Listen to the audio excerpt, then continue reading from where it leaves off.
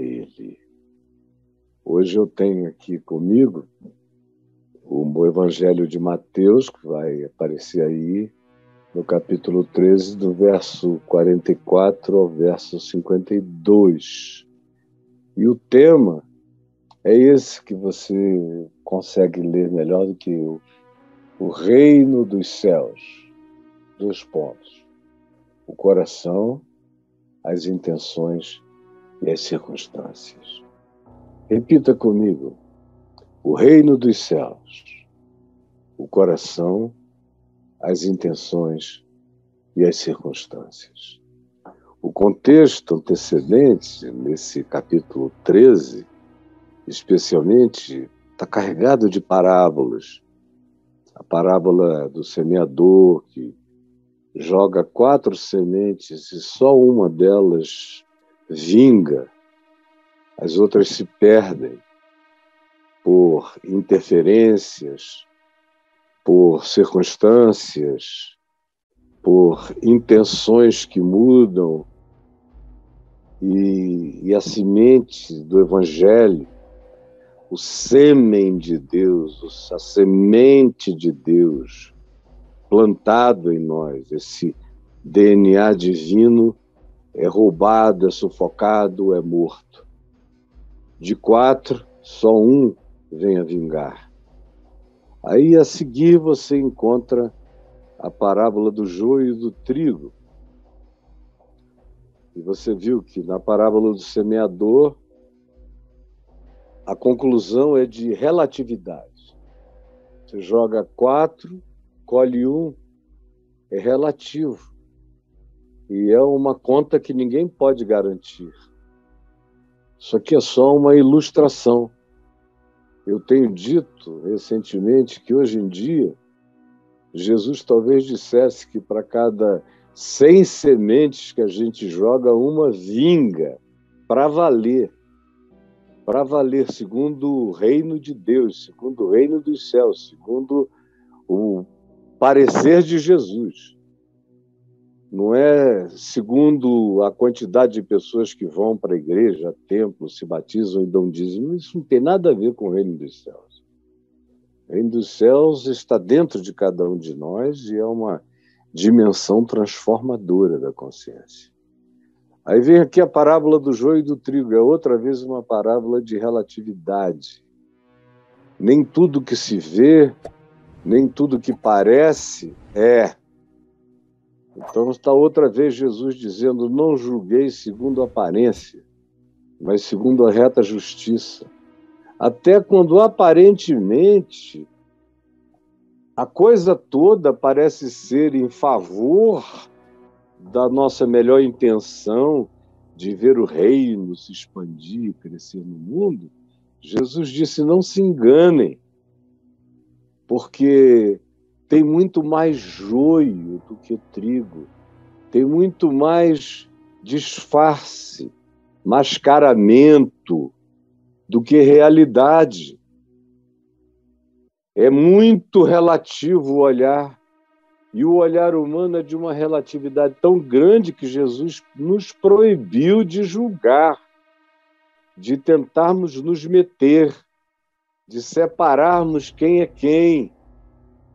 Porque um trigo vale mais do que um campo de joio inteiro. Jesus disse, não mexam, porque vocês não têm a capacidade de discernir.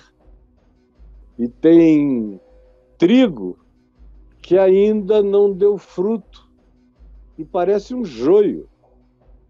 Assim como existe joio frondoso, que a gente pensa que é trigal, porque eles são iguais, exceto pelo fruto, que o trigo tem e derrama as suas sementes quando debulhado, e o joio é só palha. Mas para quem olha, a distinção é impossível. Jesus disse, então não arranquem, para que, porventura, tentando separar o joio do trigo, vocês levem um trigo junto com o joio. E é melhor a gente ter que conviver com a relatividade de tanto joio no meio do trigo do que perder o trigo por causa da loucura ou da mentira do joio. Portanto, é uma parábola de relatividade. O que Jesus está dizendo, o reino dos céus, diante do olhar humano, é carregado de relatividade. E ninguém tem o poder da definição de quem é quem e o que é o quê. Essa é uma tarefa para quem pode medir e enxergar o coração humano, o que não é o caso de vocês. Aí vem a seguir a parábola do fermento, que até hoje deixa uma grande quantidade de intérpretes bíblicos numa dúvida enorme. Os de natureza pentecostal, por exemplo, e outros também reformados de perspectiva puritana, muitos deles dizem que o fermento aqui é uma coisa maligna.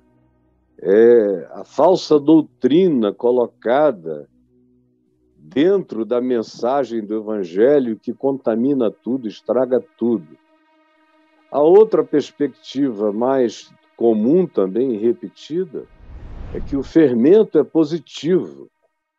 O fermento é a introdução do reino dos céus com toda a sutileza, não precisa se fazer alarde. E a figura da mulher é usada aqui não porque a igreja é tratada no feminino, ou isso, aquilo, aquilo outro, é tolice. É porque quem lida e quem lidava no dia a dia da vida, no primeiro século, e praticamente, muitas vezes, até o dia de hoje, com o bolo, o pão, a comida, a feitura daquilo que alimenta na casa, eram as mulheres, como ainda hoje o são. De modo que, para Jesus, o mais comum, e para aqueles que o ouviam, era que uma mulher colocasse o fermento em 3 medidas de farinha, para aumentar, para fazer o bolo crescer. Não era aquele inchaço negativo que Paulo usa, dizendo que o fermento pode destruir toda uma boa massa. Aqui, aparentemente, o que Jesus está falando é da virulência do reino dos céus, da capacidade dele de se miscuir, de penetrar, de alcançar uma medida muito maior do que aquilo que a gente pôs. Ou seja, se está dizendo que existe um poder inerente de expansão, de penetração, de pervadimento no reino dos céus. A gente bota um pouco e, quando percebe, ele penetrou, atingiu, ele cresceu nos ambientes numa medida maior do que o que se esperava. Aí você tem, mais adiante, a parábola que é aquela que eu começo a falar sobre ela hoje. E é a parábola do tesouro escondido. Como é essa parábola do tesouro escondido? Jesus diz que o reino dos céus, que é, de fato, um sinônimo para reino de Deus. Tem alguns que tentam fazer diferença entre reino dos céus e reino de Deus. E Jesus usa as duas expressões de maneira sinônima, dependendo do contexto, do Evangelho. O reino dos céus e o reino de Deus são a mesma coisa. O reino dos céus fala desse reino superior de Deus sobre todas as dimensões. E o reino de Deus na Terra, quando se fala dele, inclui todas as dimensões e expressa esse encontro da dimensão celestial com a realidade terrena da existência humana, carregada de ambiguidades. Nesse caso aqui, a descrição do reino dos céus, a semelhança que Jesus encontra para ele é a de um tesouro. O reino dos céus, Jesus diz, é como um tesouro na terra. Nessa terra sem nada, erma, onde a sobrevivência é difícil, é complicada. E ninguém acha tesouros do nada. Aqui, portanto, Jesus fala de um indivíduo que carregava no coração essa caminhada distraída pela vida. Ele vinha andando e tropeçou num tesouro oculto que alguém tinha escondido num campo. Quem sabe até morrido. Escondeu, não pôde voltar, morreu, não disse onde estava, ficou lá. E um dia veio esse homem passando e tropeça. Tropeça, acha sem querer, tendo achado, é o que se diz, designando uma coisa que acontece fortuitamente. Ele simplesmente transbordou. Disse, meu Deus, o que é que me aconteceu? Eureka! Aleluia! Que negócio é esse?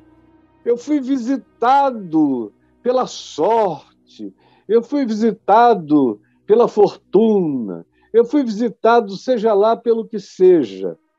Mas o indivíduo se perplexifica diante daquele encontro que ele próprio jamais tinha imaginado que aconteceria.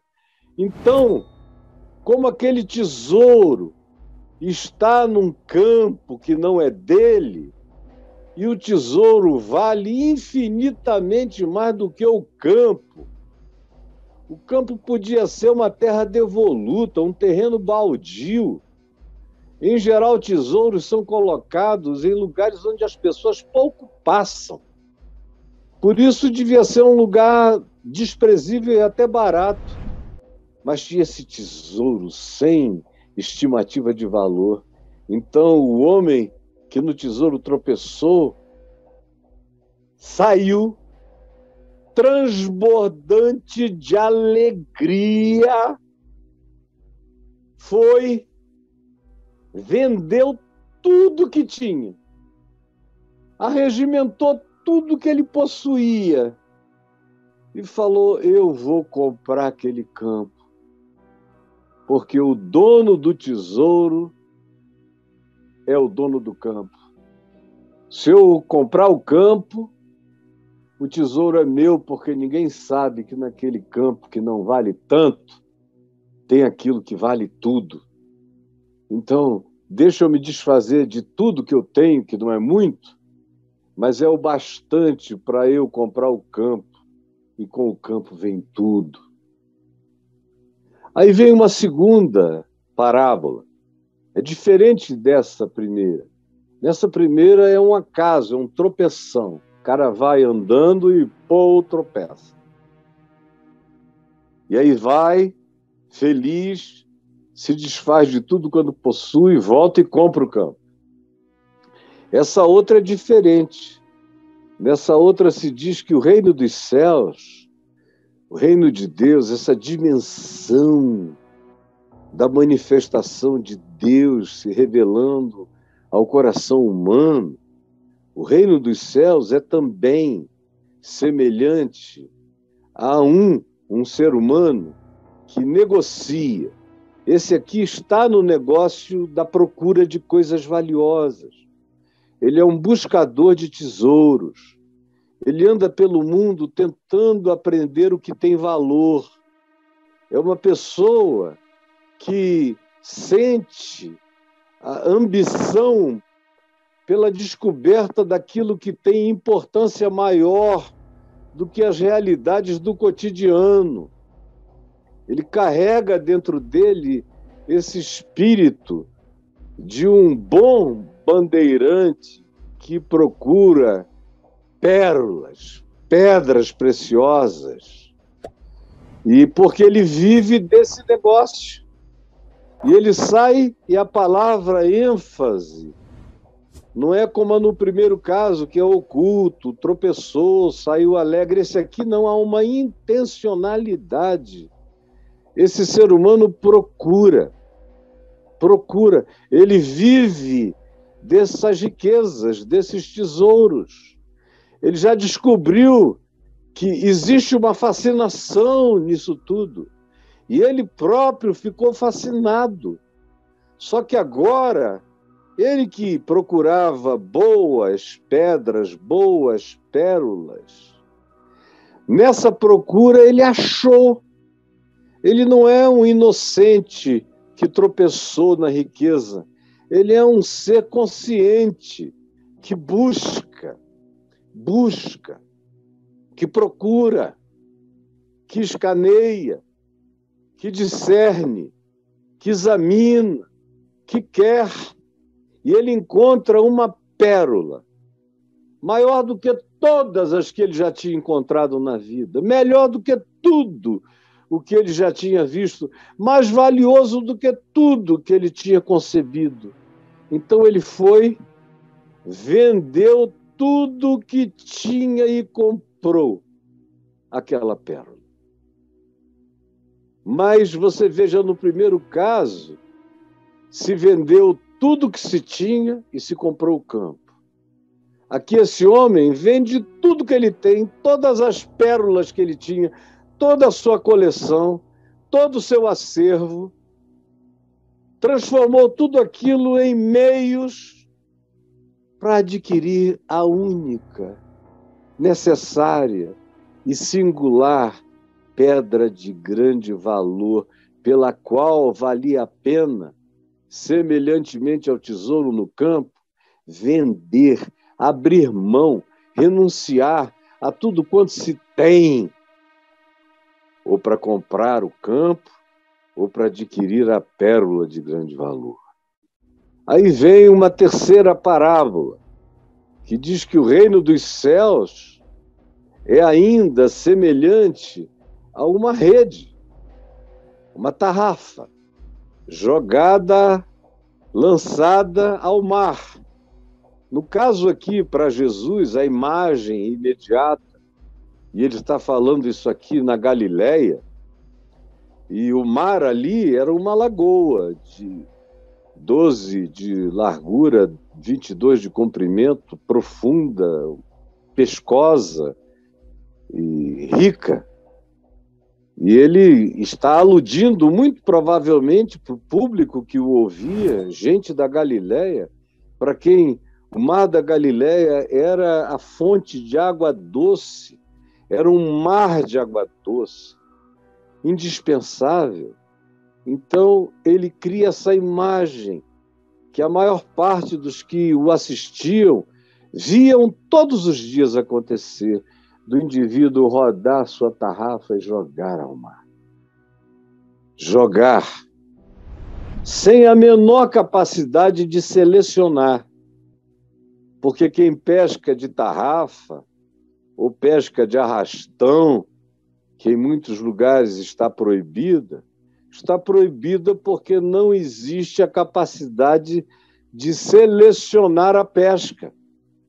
E você acaba trazendo o que você quer e uma quantidade enorme de coisas que você não quer.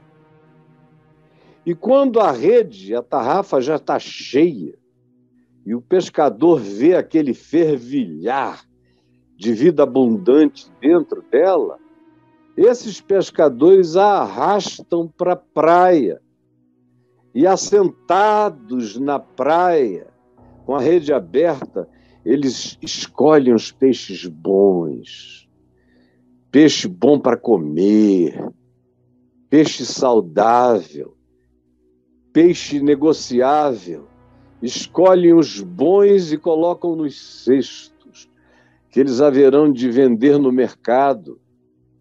E os ruins eles jogam de fora, deitam fora na água, para ver se eles continuam a existência deles. E Jesus dizia: assim será no final de tudo, no final do Aeon, no final desse tempo, no final dessa era.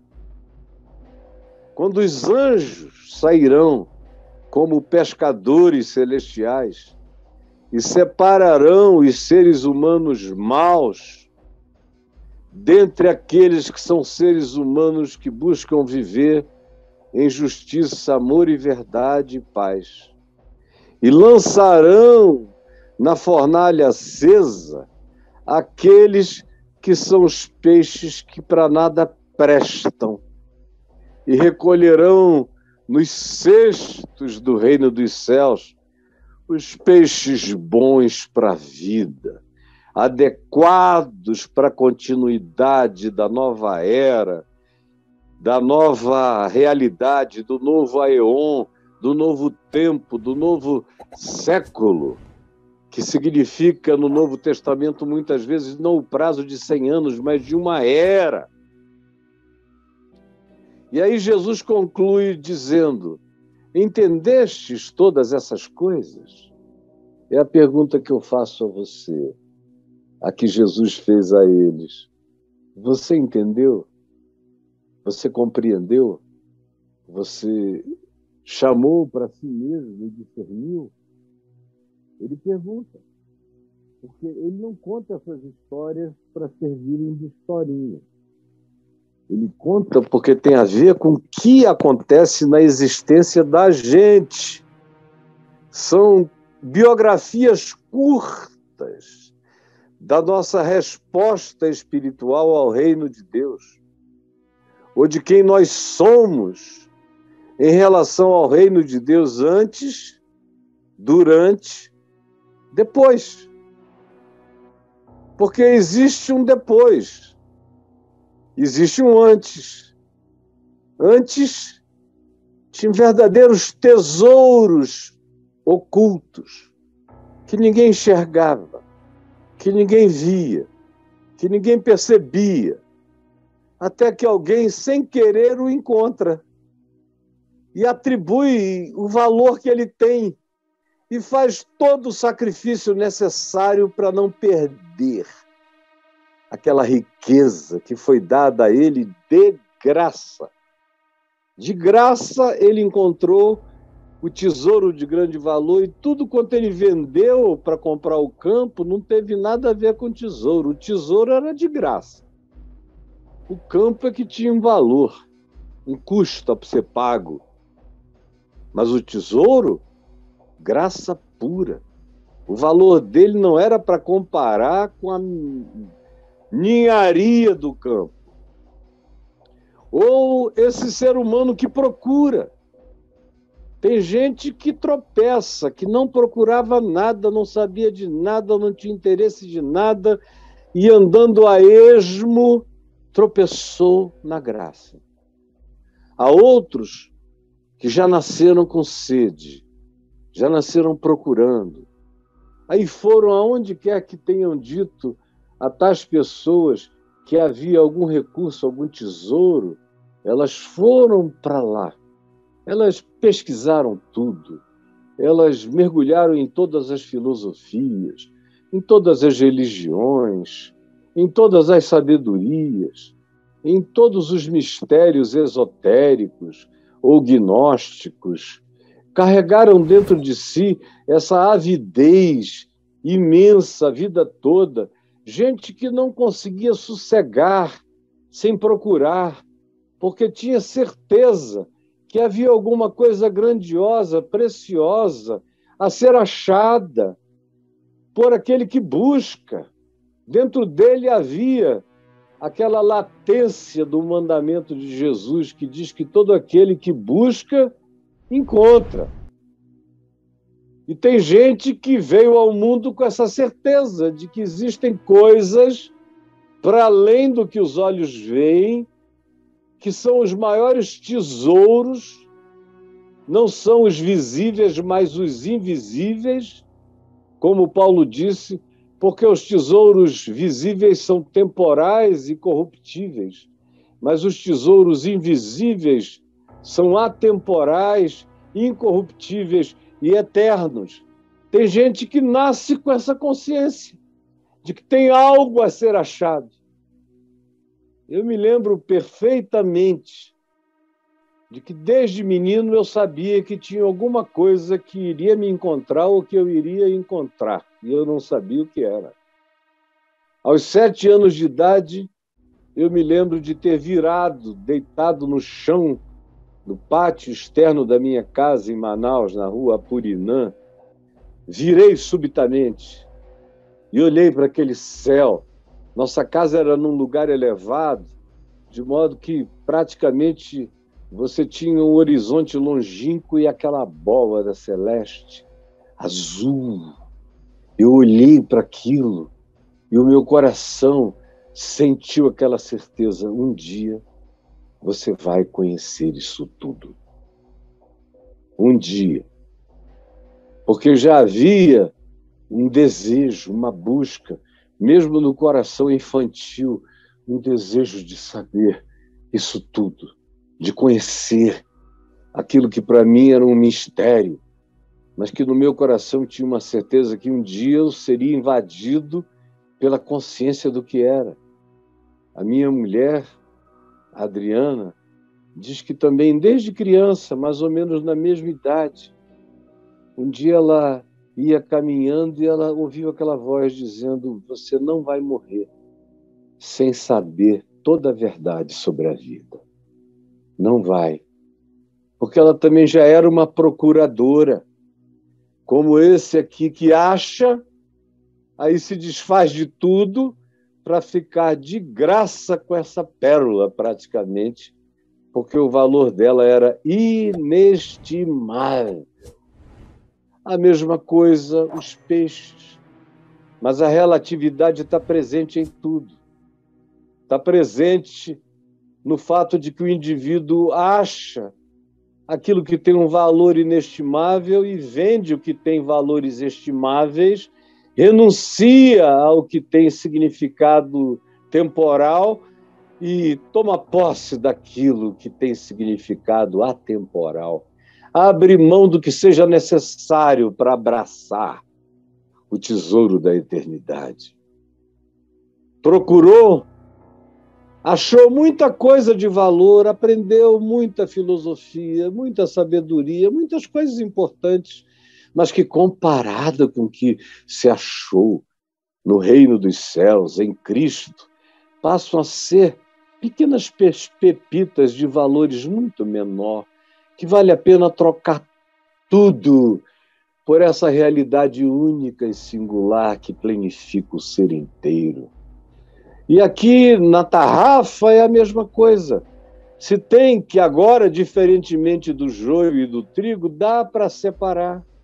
Dá para olhar o peixe bom do peixe espinhoso, de uma outra casca, de uma outra escama, de um outro tipo, que o pescador sabe que não é comestível, ou que é espinhoso demais, ou que eventualmente carrega até veneno e é difícil de tratar, devolve-o à água e recolhe o que é comestível, o que é bom para a vida e leva para alimentar os seus e para alimentar a própria continuidade da existência.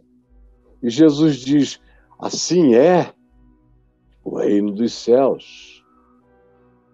E diz nesse caso, no entanto, não são vocês os grandes separadores de peixe bom e de peixe mau, de gente boa e de gente ruim. Essa é uma coisa que a gente pode até ter alguma percepção melhor do que entre o joio e o trigo, mas não é ainda tarefa de vocês jogarem e separarem, dizendo esse aqui é mau, esse aqui é bom, esse aqui é mau, esse aqui é bom. Não. Só na consumação dos séculos. Assim como o joio e o trigo, só na consumação dos séculos, essa separação entre bons e maus será feita por entes de outra dimensão que Jesus chamou de os anjos. Esses seres superiores a nós, que receberam missões e têm dons e discernimentos para fazerem essa tarefa de separação entre perversos e justos, E aí a conclusão de Jesus é esta: entendestes todas essas coisas? Como eu pergunto a você aqui agora. E aí você entendeu? Conseguiu chamar a compreensão para a sua vida?